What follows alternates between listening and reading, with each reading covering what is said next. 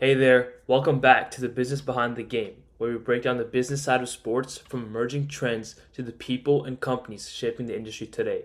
I'm Kush, and today we have a really unique guest, Bob. Bob is a Georgia Tech trained engineer who spent nearly 5 decades founding and leading three different air pollution control companies across North America and beyond. But what makes his story really fascinating for us today is how golf, a sport that he picked up through business, eventually turned into a passion project and published methodology. He's the author of Putting by the Numbers, a lag putting system he developed himself that helped him cut 8 to 12 strokes off his game. Before we start today, Bob, how are you? I'm doing great, Kush. How are you today? I'm great, and I'm really excited to get this started. So to kick things off, take us back to the beginning. You built a 49-year career in industrial engineering, founding three companies. What did that journey look like, and how did golf start weaving its way into your professional life? Well, yes, I did. I started, developed, and sold three different air pollution control companies from 1972 to 2023. And during the course of doing all that, I had a great sales group throughout North America, and many of those salespeople were good golfers. Hmm. Okay. And so not as a child and watching golf with my dad on TV, golf was always interesting to me, but golf was an expensive game to play. Hmm. You had to pay a lot of money for your clubs and the green fees were high. And so back in those days, we didn't have the kind of money to play golf. So Yeah. even as a child, even though I had an interest, it was kind of a financial issue. So I played football, basketball, and baseball. Those kind of sports were inexpensive, and you had a lot of fun with them.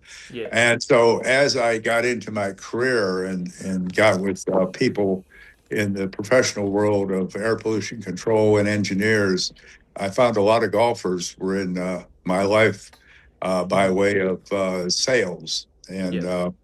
in doing so, and having sales meetings every year, we had golf tournaments every sales meeting, and that's how I got participatory in those type of events, and found that I was not a although I was kind of an athletic person, being a golfer, you have to have special skills. Yeah. Yeah. And then not until I went through my 25-year two company career did I start playing golf in a serious Hmm. way in 1996.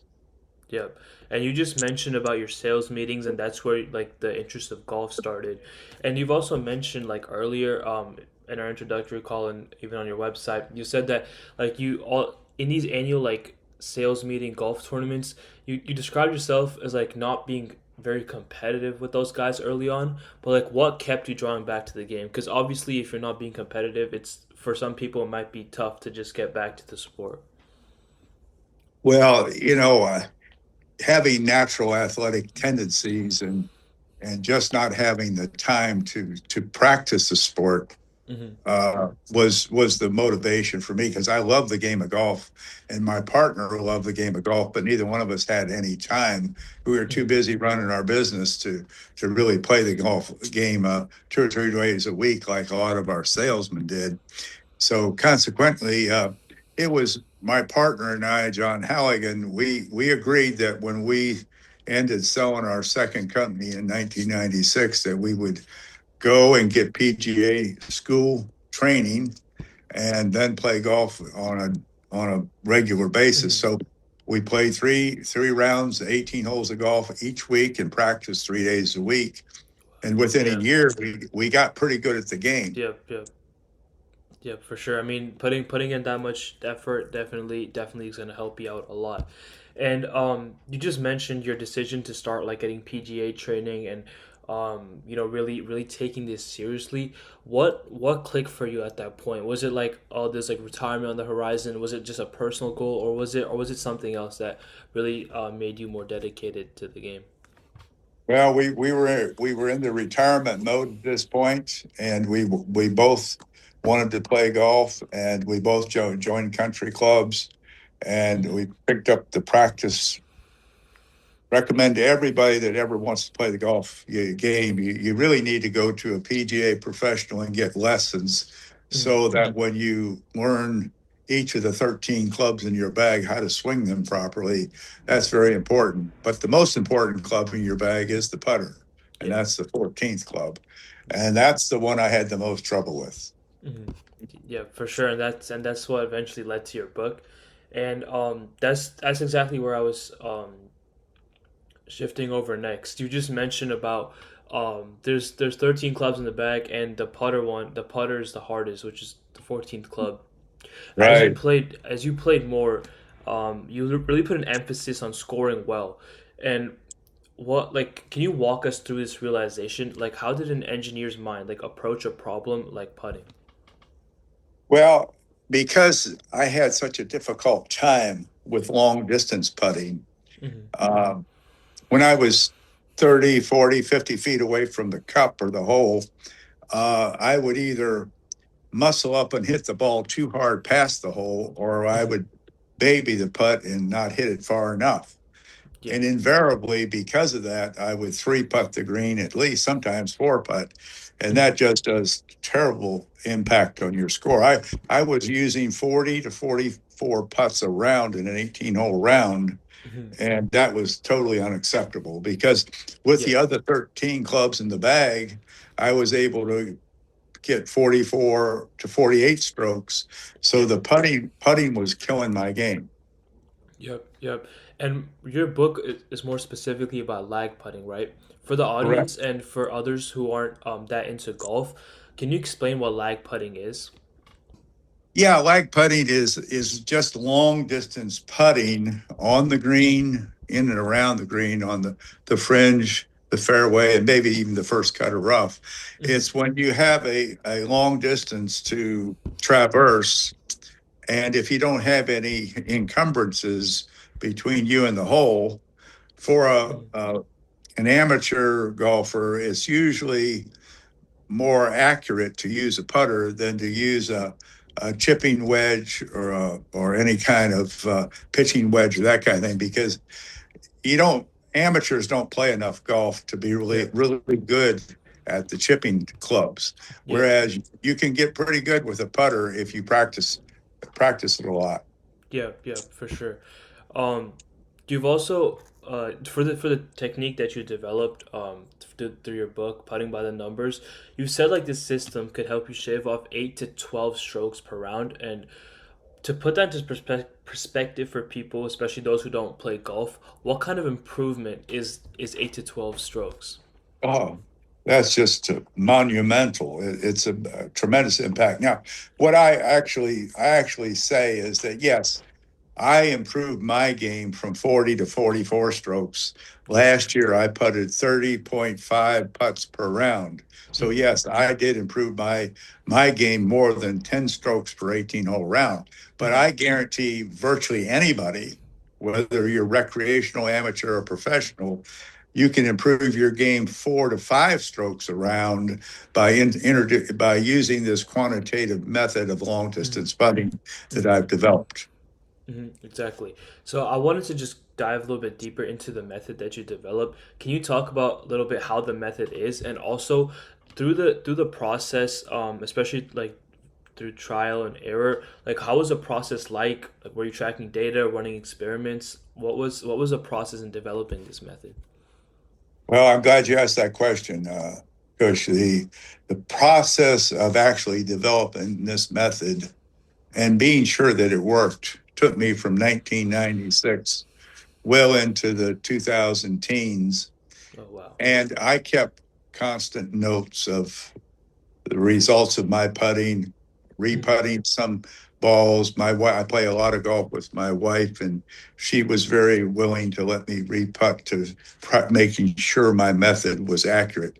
And Mm-hmm. what I learned over this period, because an engineer doesn't want to put anything down in writing unless it's pretty accurate. Yeah. Okay. Exactly. And so I had to be really sure that what I was saying was true. Yeah. And so what I would do is I would putt a ball, and if I was playing with my wife, I would see if it would. My my objective was to putt a ball that was way out, maybe 30, 50 feet away from the hole. And Mm-hmm. as long as I got that ball within 3 to 5 feet of the cup, I Yeah. consider that a successful putt. Hmm. And so consequently, the long distance putting is a action of rocking your shoulders, Hmm. okay, which I call the individual power factor, Hmm. and it's a force friction event. It's a game of physics and engineering mechanics, Hmm. because the force is applied by the putter to the ball, and the friction is caused by either the green, the fringe, the fairway, or the Yeah. first cut of rough. So it's a force friction method that is quantified by using the individual power factor and the amount of retraction you retract your ball, your Hmm. putter away from the ball. That's kind of the simplicity of the method. Yeah. Yeah. I mean, obviously, a method like that would, especially implementing physics, engineering, it's gonna take a long time to develop. So I'm glad you put in the work and you put out something that could help a lot of people.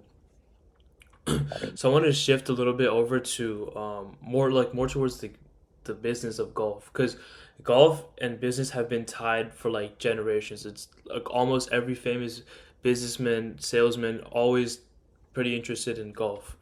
Um, and you've lived that for decades. From your experience, what does golf actually do for a business relationship? And that's something like a boardroom meeting can't. Well, one of the things I think that every potential college graduate, anybody that's going into the business world in any fashion, the game of golf is a game of for honorable people, Yeah. okay, for gentlemen, for ladies. Hmm. It creates it's the only game on the planet that requires you to call a penalty on yourself if you have an infraction against the rules, Yeah. and that's what I call honorability. Yeah. So one thing you immediately know, anybody that plays golf and plays by the PGA rules is a pretty honorable person. Yeah. Okay. They're pretty honest, pretty straightforward, pretty good people. So Hmm. that's a real qualifier. And you want to, when you're doing business, you want those kind of people to do business with. Yeah. And that's Yeah. why golf and business come together so well. Because if you are playing golf and you're playing golf with business associates, you know that you're going to be playing with honorable people, and that you can at the end of the day, when you finish your game and you go into the clubhouse and have lunch or dinner, you can have a business discussion, you can have a discussion about the game of golf. It's all very honorable, straightforward, and you have a lot of fun together. So it's Yeah. just a wonderful meshing between business and golf. There's no better setting to conduct business. Yeah. Do you think it's just more about building that connection beyond business, which is like the key factor into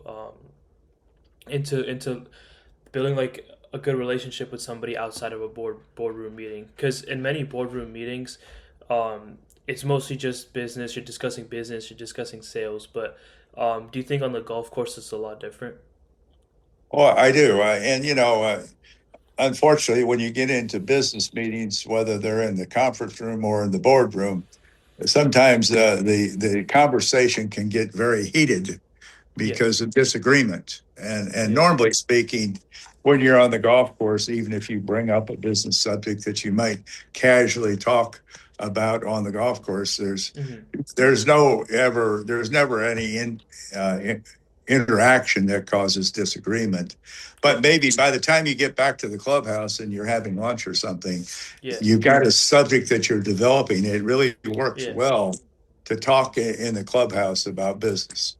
Yeah, I think I definitely agree with that. I mean, I think that's why golf has just been intertwined with business for so long because, um, in just terms of like other sports like basketball, football, soccer, um, in those sports, it's really hard to interact with the person, especially because those are more fast paced games. But golf, a little bit more slow paced. You're riding the golf cart with them, you're walking through the green with them, and it's just something which you can build a true connection with somebody else.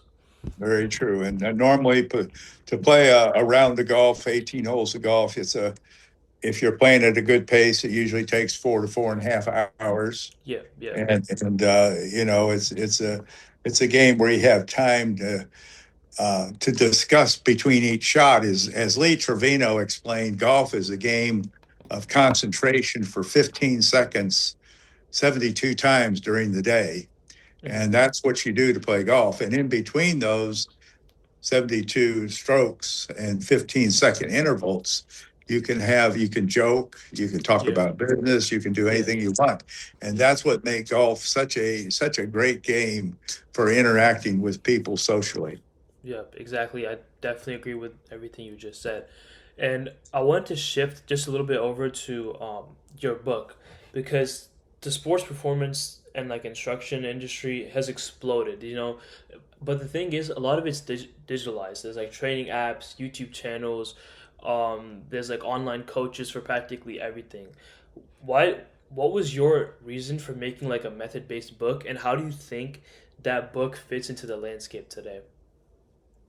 Well, with the book Putting by the Numbers, I included with that book two tutorial videos. One Mm-hmm. is an in-home practice video, and one is an on-course practice video. So Mm-hmm. to demonstrate physically what I try to describe in detail in the book. So, Mm-hmm. a picture is worth 1,000 words. A video is even more pervasive. Yeah, yeah. So that's why I have those videos so that when somebody reads my book, they can then turn around and look at the videos and kind of visualize and understand what I'm doing. And then I tell people if you take and practice my method 3 days a week for 30 minutes and do that for 6 weeks, you'll know at the end of that period if my Mm-hmm. method is for you. And that's Mm-hmm. something that you can be improve your game vastly on the golf course. Yep. And following up on the your book and video, obviously those are two things that can go hand in hand, and those which come together. Do you are you thinking of expanding the way you share this content? Maybe working with like like college golf teams, high school golf teams. It Do you plan on making it into something bigger, or you want to keep it how it is right now? Well, I'm working with, I have a publicist and then I have a promotions team. And Mm-hmm. we're discussing how we can take this quantitative method uh, out into the golf world. And there's 30 million golfers in the United States, and there's 300 million golfers worldwide. Mm-hmm. And one of the things that we think we could do is if we were to say go to a private club, and there's 4,000 private golf clubs in the United States, Yeah. okay? And normally every private club has a teaching PGA professional on staff. Mm-hmm. What we're thinking about doing is taking an expert from Putting by the Numbers and saying, hey, would you institute the quantitative method of long distance putting in your teaching program at your course? Yeah. And then we would bring our expert in to teach the teaching pro the methodology so that he or she could become very good at it and teach it in their system of golf. Because I think there's really a real position in the game of golf Mm-hmm. for this quantitative method so that everybody can arrive at being a good, better, or best putter. Yeah, yeah, exactly. I think that's very good mission to have. Obviously, expanding to other places through schools, teams, it's only going to help to get the word out more. So now, I want to see more into how you're looking ahead. You spent almost like 50 years in the engineering world, and now you're channeling like that same energy you put into engineering and sales, and you're putting that now into golf instruction and publishing. You kind of went over this just a little bit, but what do you think the next chapter looks like for you and for putting by the numbers? Well, if right now we're obviously published the first edition of the Putting by Numbers book, and it's sold over 10,000 copies Oh wow. worldwide, and it's been rated number one bestseller internationally, Mm-hmm. and number 13 bestseller on Amazon. And that's a changing that's a changing thing. That Yeah. happens hourly, daily, weekly. So that does it's not it doesn't stay there. Yeah. But because of it, because of the fact that the book is selling well and there's a lot of interest worldwide, we're thinking about creating a second edition of the book Mm-hmm. that helps to describe more detail that's in the book, and then we're also going to create a workbook so Mm-hmm. that somebody that's interested in learning the book and then uh, doing some recording of their efforts, they have a workbook to work with. So we've got some ideas of improving the book maybe to a second edition, and then to have some additional teaching tools to make it easier for people to utilize the method. Yeah, I think that's very interesting, and just I think just expanding on putting by the numbers will be great, for you and obviously for the popularity of the book as well. So in terms of like expanding putting by the numbers and just your next chapter, what would success look like for this project? Like, is it the number of books you're gonna sell? Is it the golfers who are reaching out and saying that it changed their game, or something else? Well, it's kind of interesting. My publicist and international promoter, Mitch Carson, Mm-hmm. has he back in April he had me come out to Las Vegas, and we did four television interviews on ABC, CBS, NBC, and CWTV, and we Mm-hmm. did a 30-minute interview on the local professional golf course. Mm-hmm. And from that, Mitch has kind of pointed out to me, he said, your idea of this quantitative putting is probably has going to have more impact on the game of golf than anything that's happened in the last 50 years. Yeah. And I said, really? I said, do you really think that? And he said, yeah, I really do, because as golfers know that there's if you putt to regulation, you two putts a hole for 18 holes. That's 36 strokes. Mm-hmm. And if you putt, that's half of the game of golf on a 72 hole par golf course. So Yeah. putting is so important to the game of golf. And if you're going to be a good golfer, you got to be a really good putter. Okay. Yeah. Yeah. And that's why this quantitative method of putting gives you an accurate, reliable, reproducible, and linear way of putting so you're not guessing. When you Yeah. come to the green, you have a plan Yeah. to execute. And most people that come to the green today, they just think, well, we're going to putt the ball. No, no, no, no. That's qualitative. We Yeah. need to quantify what we're going to do so it's going to be very accurate and efficient. Yeah, I can definitely agree with that. I mean, I've tried golf a couple times, and hitting the regular clubs like the 6 iron, 7 iron, pitch iron, all those I can hit. But when it gets to like practicing putting and putting on the green, it's definitely a tough process. And I think just having a plan is gonna make it a lot better. So, this is my final question. You've built companies, played golf at a high level, and now you've published a book. What advice would you give to me and my audience, especially those who are trying to build something in the sports space, and just also something about maybe the value of like patience and playing the long game? Well, I think just your question is a very intellectual question, because I think being successful in life doesn't come with being impatient. Mm-hmm. You have to have patience. You have to develop a plan, and you have to work every day to try to execute that plan. Mm-hmm. And I think that's true in business. I think it's true in any sport. And when you integrate business and sports together, like you can with business and golf, it works to it's synergistic, and it works Mm-hmm. to the advantage to both the business prospects and the golf prospects Mm-hmm. of being good at both.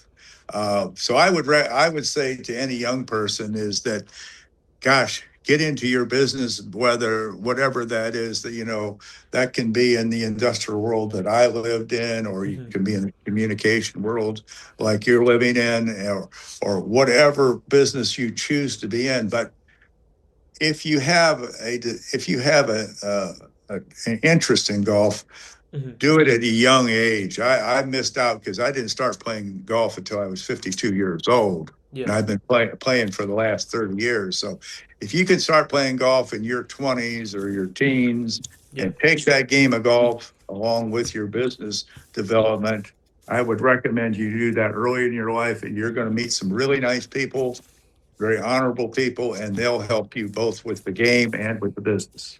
Yep. I'm definitely agree with that, and I'll definitely take that advice into account. So, again, I want to thank you for your time today. We had a great conversation, and it was really fun having you on.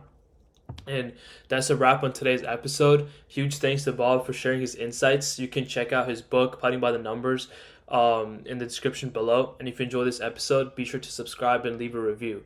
I'm Kush, and I'll catch you next time. Thanks, guys.